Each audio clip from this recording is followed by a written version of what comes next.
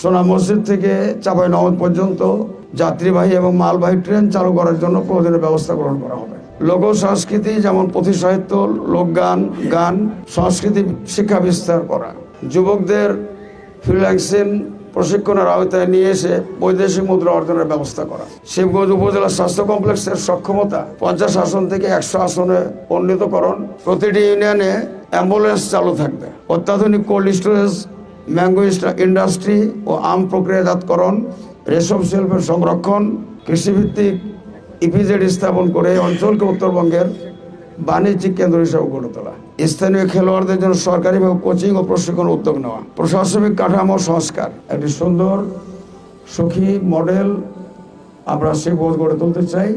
প্রয়োজনীয় সংস্কার উন্নয়নের জন্য একটা আমাকে সহায়তা করার একটা আদর্শ টিম আমি গড়ে তুলতে চাই, যে টিম আমাকে সার্বক্ষণিকভাবে পরামর্শ দেবে এবং সেই পরামর্শের আলোকে আমি আমার কাজ অব্যাহত রাখবো।